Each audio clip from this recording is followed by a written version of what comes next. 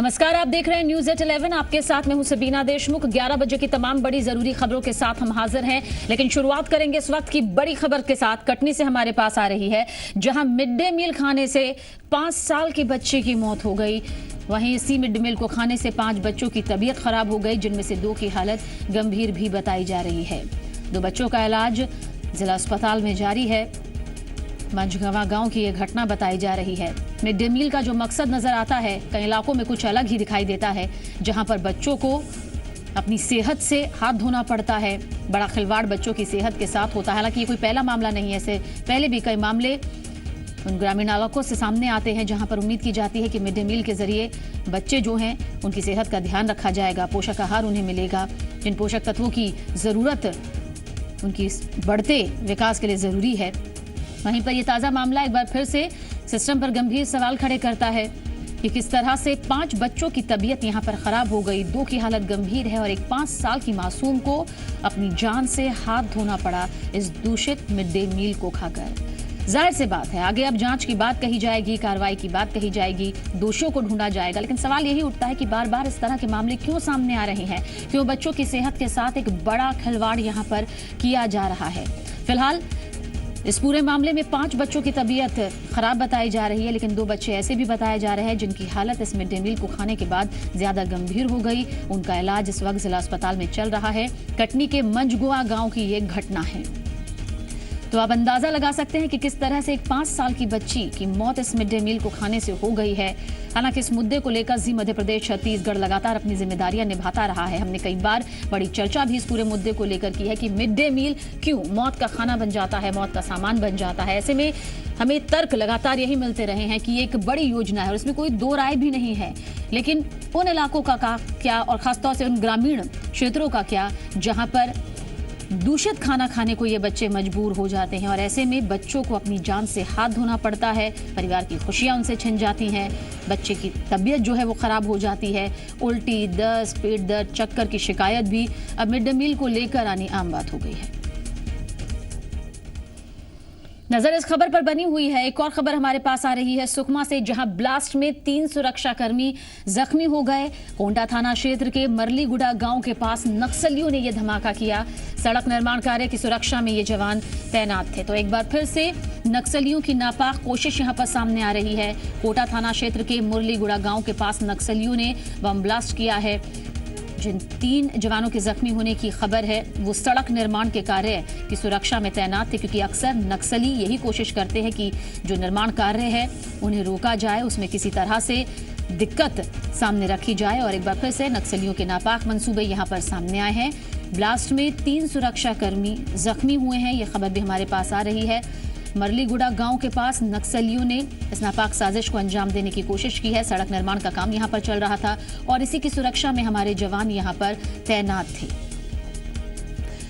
जी media संवाददाता रंजीत ज्यादा जानकारी के लिए हमारे साथ मौजूद है। आपसे जानना चाहेंगे कि तीनों सुरक्षा कर्मियों की हालत इस वक्त कैसी है? जी समीना, मैं आपको बताना चाहूंगा कि 3 जवान इसमें घायल हुए, उनकी हालात अभी खतरे से बाहर बताई जा रही है। आपको बताना चाहूंगा कि कोंटा से मुरलीगुड़ा तरफ सड़क निर्माण का कार्य करा, जिसके तहत रोज जवान वहाँ पर निकलते और सुरक्षा देते, उसके बाद ही वहाँ पर रोड निर्माण का कार्य शुरू हो पाता है। वो नक्सल प्रभावित क्षेत्र है, इसलिए नस्लों ने पहले से वहाँ पर आईडी लगा रखा था और जैसे जवान वहाँ पहुंचे उन्होंने ब्लास्ट कर दिया, जिसके चपेट में 3 जवान आ गए हैं, जिसमें 2 डिप्टी कमांडर और एक हेड कांस्टेबल शामिल है। जी शुक्रिया रंजीत, तमाम जानकारी के लिए आपका। और इस वक्त की एक और बड़ी खबर से आपको रूबरू करवाते हैं। स्कूल संचालक को जान से मारने की कोशिश करने के आरोपी विक्रमादित्य सिंह जुदेव को बिलासपुर हाईकोर्ट से जमानत मिल गई है। 6 महीने जेल में रहने के बाद ये जमानत मिली है। जशपुर सेशन कोर्ट से जमानत नहीं मिलने पर विक्रमादित्य सिंह जुदेव ने हाईकोर्ट में जमानत याचिका लगाई थी। आरोपी विक्रमादित्य बीजेपी सांसद रणविजय सिंह जुदेव के छोटे भाई हैं। वहीं भिंड से भी एक खबर हमारे पास, जहां पर नकल माफिया इरफान खान गिरफ्तार कर लिया गया। गिरजा देवी महाविद्यालय परीक्षा केंद्र के बाहर से इरफान खान को धर दबोचा गया। इरफान के पास से एक डायरी और 4 मोबाइल जब्त किए गए हैं। ग्वालियर का निवासी है ये। भिंड में कई निजी स्कूल संचालकों से इसके तार जुड़े हैं। जिला पंचायत सीईओ की कार्रवाई यहां पर सामने आ रही है। तो एक बड़ी गिरफ्तारी कही जा सकती है। नकल माफिया इरफान खान को गिरफ्तार किया गया है। गिरिजा देवी महाविद्यालय परीक्षा केंद्र के बाहर ये मौजूद था जब इसे रंगे हाथों धर दबोचा गया। इसके पास एक डायरी जब्त की गई है। 4 मोबाइल फोन भी इसके पास उस वक्त मौजूद थे। फिलहाल इन तमाम फैक्ट्स को खंगाला जा रहा है कि और इसके तार कितने गहरे हैं।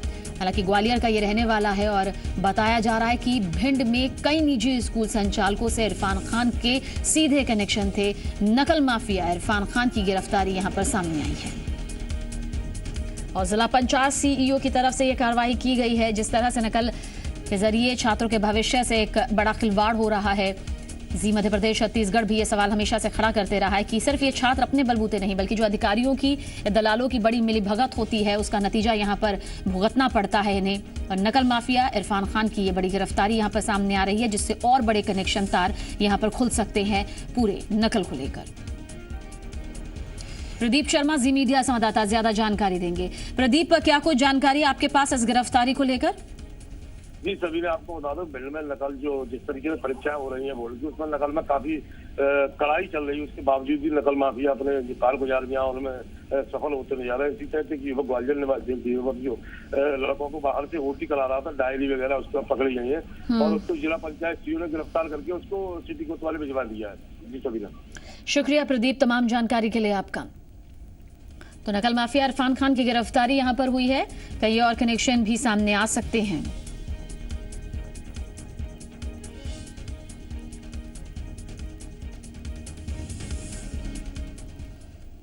और मध्य प्रदेश के 5 लाख से ज्यादा सरकारी अधिकारी कर्मचारी आज सामूहिक अवकाश पर रहेंगे।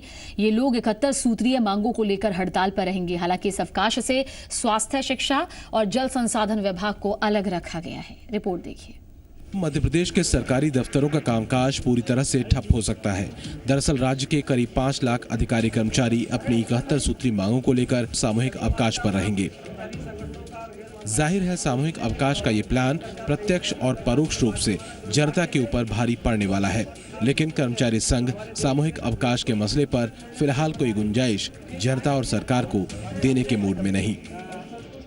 अधिकारियों और कर्मचारियों की 71 सूत्री लंबित मांगे हैं और इन 71 सूत्री लंबित मांगों के लिए हमने माननीय मुख्यमंत्री जी और मुख्य सचिव जी को अधिकारी कर्मचारी संयुक्त संघर्ष मोर्चे की ओर से अक्टूबर माह में नोटिस दिया था। ना तो माननीय मुख्यमंत्री जी ने और ना ही मुख्य सचिव जी ने इसे कतई गंभीरता से नहीं लिया।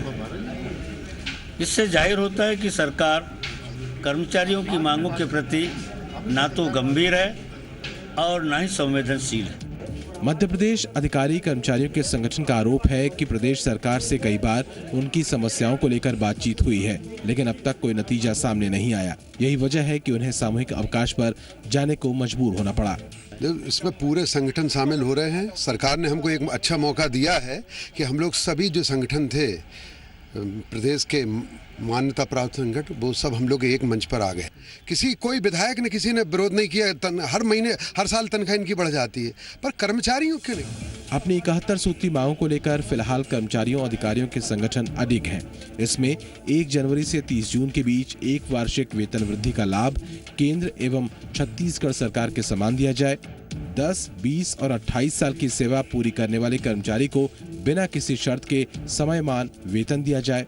वेतनमान 5,000 से 8,000 में ग्रेड पे 4,200 और 5,500 से 9,000 में ग्रेड पे 4,300 किए जाने की भी मांग है।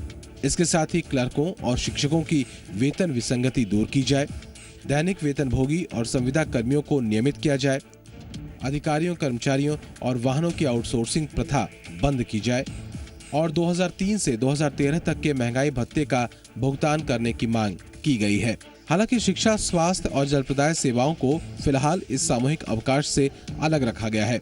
वहीं सूबे के राजस्व मंत्री रामपाल सिंह ने कर्मचारियों की हड़ताल पर सख्त लहजे में टिप्पणी की है। उन्होंने कहा कि कर्मचारियों को जितना मिल रहा है उतनी ही उनकी अपेक्षाएं बढ़ रही हैं। ये ठीक नहीं। जितने भी सुविधाएं दी जा रही हैं, मांग उतनी बढ़ती जा रही है। इसका थोड़ा चिंता करना पड़ेगा। कांग्रेस शासनकाल में कर्मी कल्चर था, उसको बढ़ा के मुख्यमंत्री जी ने बड़ी उपलब्धि कर्मचारियों के हितों में मध्य प्रदेश सरकार ने महत्वपूर्ण निर्णय लिए हैं और उसका लाभ मिल रहा है संगठनों को।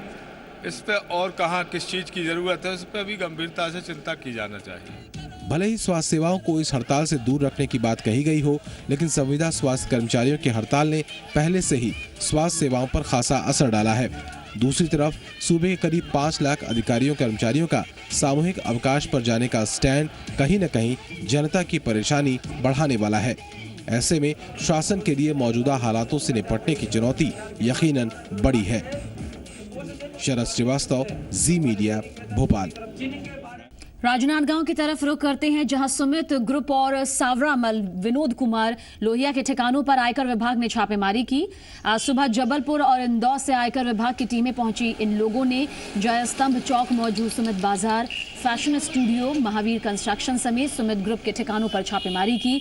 इसके अलावा सावरमल विनोद कुमार लोहिया ग्रुप के ठिकानों पर भी छापेमारी की ये कार्रवाई देखने को मिली। इस ग्रुप की पेपर मिल के अलावा कई कारोबार हैं, जबकि सुमित ग्रुप का कपड़ों और रियल एस्टेट का कारोबार है। दोनों ही ग्रुप पर टैक्स चोरी और अनियमितताओं का आरोप है। फिलहाल आयकर विभाग की टीम जांच कर रही है। और खबर छिंदवाड़ा से, जहां के चौराई ब्लॉक के माचागोरा डैम का निर्माण कार्य जारी है। चौराई ब्लॉक के गांव ब्रह्मावाड़ा का रहने वाला एक 20 साल का शख्स बुधवार रात डैम पर काम करने पहुंचा था। गुरुवार सुबह तक जब वो घर नहीं पहुंचा तब परिवार वालों ने उसकी तलाश शुरू कर दी। मजदूरों ने डैम पर एक युवक के शव को कुछ हिस्सा जो है मिट्टी में दबा हुआ देखा, जिसकी खबर पुलिस को तुरंत दी गई। खबर पर एडीएम आलोक श्रीवास्तव और एसपी राजेश त्रिपाठी भारी पुलिस बल के साथ मौके पर पहुंचे। शव निकालवाने के बाद पुलिस सुरक्षा के बीच ही पोस्टमार्टम के बाद अंतिम संस्कार कराया गया। ठेकेदार ने मजदूर के परिवार को 5 लाख रुपए का मुआवजा देने का भरोसा दिया है। मजदूर की मौत के पीछे क्या कुछ वजह रही, इसकी तफ्तीश अब जारी है। पुलिस का कहना है कि जांच पूरी होने के बाद ही मौत के पीछे की वजहों का खुलासा हो पाएगा।